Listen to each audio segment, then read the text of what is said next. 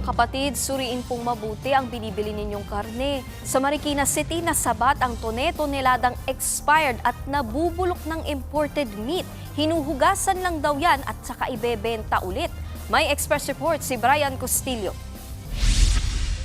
Sa bisa ng search warrant, pinasok ng mga otoridad ang warehouse na ito sa isang subdivision sa Barangay Tanyong, Marikina City. Tumambad sa mga pulis ang kahong-kahong imported na karne ng manok, baboy at baka na nakatago sa mga makeshift na cold room. Ang mga karneng yan, expired na. Ikinasa ang operasyon nang makatanggap ng reklamo ang Marikina Police mula sa isang customer na nakabili umano ng expired na karne. Yung mga ganyan po na mga expired po na mga karne ay pinahuhugasan po nila yan para magmukhang bago. So, hinuhugasan po nila ng tawas. Accordingly, saka po nila nire-repack and from there po, may mga nilalagay po silang mga sticker po. Ang ilan sa mga nabistong frozen meat, 2024 pa pala expired. Makikita rin sa mga larawang ito na iba na ang kulay ng mga karne.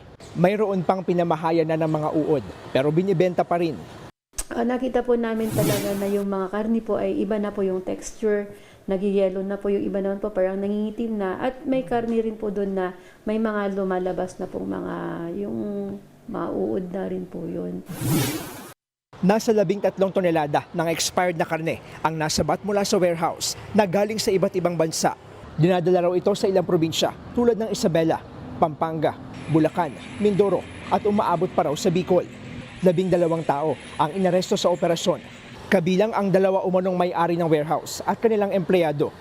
Mahaharap sila sa reklamong paglabag sa Food Safety Act at Meat Inspection Code of the Philippines. Nagbabalita mula sa frontline, Brian Castillo, News 5. Mga kapatid, Nikki de Guzman po. Para sa pasada ng mga rumaratsyadang balita, mag-follow at mag-subscribe na sa social media pages ng News 5.